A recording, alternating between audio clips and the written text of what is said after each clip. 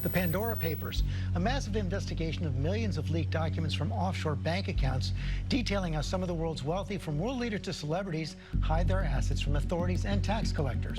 Some high-profile names involved include Jordan's King Abdullah, former UK Prime Minister Tony Blair, Vladimir Putin, Elton John even on the list. Investigation names more than 130 people listed on the Forbes Billionaires list, A-listers like Colombian pop star Shakira, and more than 330 current and former public officials from around the world. Even if what the Blairs did was perfectly legal, perfectly legitimate in the business world, it feels instinctively really unfair because they got access to an advantage, a potential advantage, that the rest of us don't have.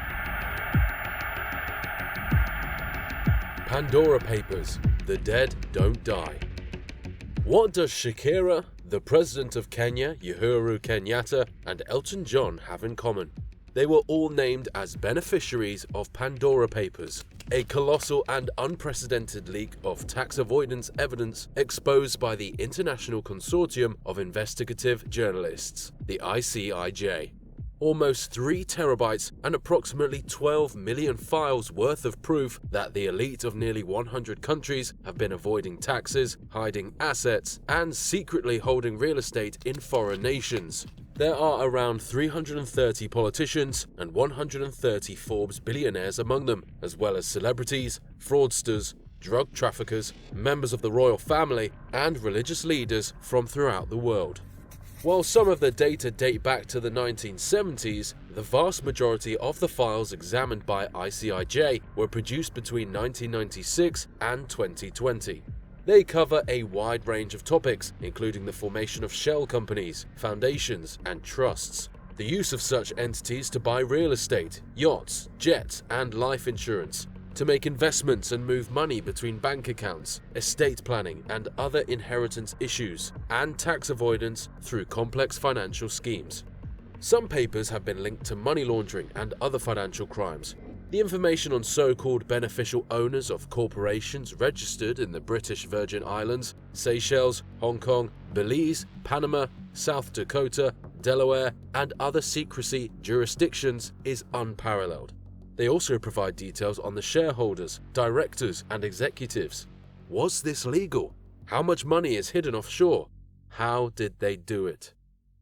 How much money?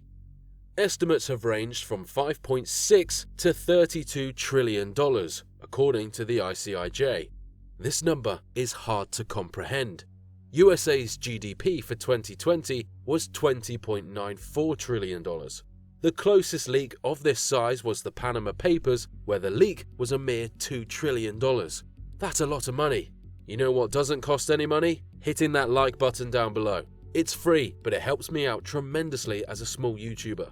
YouTube has a tendency to not recommend controversial videos like this one, so your like helps out even more on this video. How much more is there?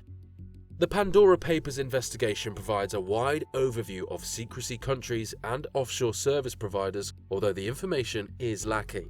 The data quality differed depending on the supplier. In certain situations, company data did not include information regarding the jurisdiction in which they were registered, the time period during which an individual was associated with an organization, or information about intermediaries. The data still contained vital information on the owners, as well as transactions and other financial facts in certain circumstances. Is this legal? Yes, usually this obeys the letter of the law, but absolutely violates the spirit. Offshore accounts can be, but aren't always considered criminal. Many of the businesses who replied to the journalists' requests for comment claim that they had breached no laws, and it's likely that the majority of firms will have no legal penalty. Account holders, on the other hand, can employ offshore trusts and shell businesses for illegal objectives, including avoiding taxes or funding criminal activities. If proof of illegal activity is linked to these exposed accounts, they are culpable. Referencing similar events, it's unlikely meaningful justice will be served. From the example set by the Panama Papers, only 2 individuals went to prison for $2 trillion hidden and laundered. What trusts are and how they've been hijacked to hide money. American states like South Dakota have enabled the wider financial world to access a slew of new financial secrecy instruments, including perpetual trusts, which allow anybody in the world to possess and control vast riches in perpetuity, a reality that the Pandora Papers helped reveal to a broader public. A trust fund is a legal body that manages the assets and property of another individual, group, or organization. It's an estate planning instrument that puts your assets in a trust that's overseen by a trustee, who is a neutral third party. For example, a father, let's call him Scrooge, wants to grant assets to his children on his death, but he knows they are bad with money and would waste it. However, he has a truly outstanding close friend accountant. You know, rich people things. So Scrooge, the truster, gives his close accountant friend, the trustee, the right to manage some portion of his wealth. The fund's success is all in the benefit of Scrooge's kids, the beneficiary. How has this wholesome instrument been hijacked? 3 major ways. They violate rule against perpetuities. They allow avoidance of money owed by the trustee, including taxes or lawsuits. And the trusts don't need to disclose everything that they own. The rule against perpetuities has been repealed by their legislators. The rule against perpetuities is a legal rule in the Anglo-American common law that prevents people from using legal instruments to exert control over the ownership of private property for a time long beyond the lives of people living at the time the instrument was written. The repeal of the restriction has paved the way for the creation of so-called dynasty trusts, which allow money to be passed down through the generations of the hyper-wealthy perpetually while avoiding federal estate taxes. South Dakota and Delaware have laws that allow asset protection trusts, which shield assets from creditors' claims. The original intent of these trusts weren't always to protect the rich's bottom line. A trust was supposed to be used to determine how a person's wealth should be managed and distributed while that person is alive, or after their death. Wealthy attorneys and physicians may find such trusts appealing as a method to protect their assets against malpractice lawsuits. Usually, the state would levy a tax on trust income. Trusts established in Delaware, for example, are not subject to state income tax if the beneficiaries are not Delaware residents. Don't mistake this as some oversight. Today, this is a tool that is now primarily used to allow money from external sources to flow into the state and be hidden in opaque financial devices. All Delaware requires is an upfront payment to set up the trust.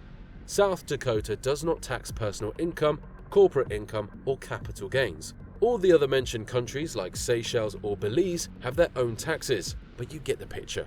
They generally don't tax income on trusts, and they don't hold the beneficiary as liable for the costs of the truster. So then how does money get laundered through a trust then? How are they able to avoid disclosing where they are getting the money?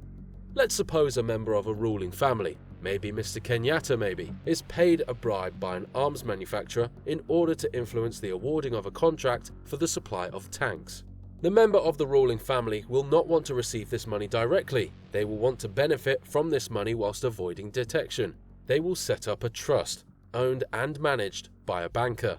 The trust will hold a company, Bribe Corp. Bribe Corp will be managed by a company that is owned by a friend of the ruling family. Bribe Corp is owned 100% by the trust. So now, the arms manufacturer just needs to hire Bribe Corp to consult them on the best way to master the art of underwater basket weaving for a hefty fee, and Bribe Corp has its revenue for the year. So the family friend takes his Bribe Corp management fee, and then Bribe Corp will pay out its dividends for the year. Good thing Mr. Kenyatta's trust is the sole owner of Bribe Corp. The trust only needs to report the dividend from Bribe Corp, not the sources of Bribe Corp's income. The banker takes his trust management fee, and then finally, and most importantly, the money is paid out to the beneficiary. In this hypothetical example, it's Mr. Kenyatta's lovely wife, Margaret Gaykew. Did that confuse you? Well, it's meant to. One thing is abundantly clear now though. Many of the power players who could help put an end to the offshore system instead benefit from it, stashing assets in covert companies and trusts while their governments do little to slow a global flow of illicit money that enriches criminals and impoverishes nations, according to the leaked records. We now have an unparalleled view at the so-called enablers who open these doors to American financial secrecy and the larger marvels of the world of offshoring, all thanks to the Pandora Papers. Few sectors in the United States have been thrust into the spotlight more recently than the American law sector, who've been exposed as little more than henchmen for a variety of oligarchic characters and tyrannical governments throughout the world.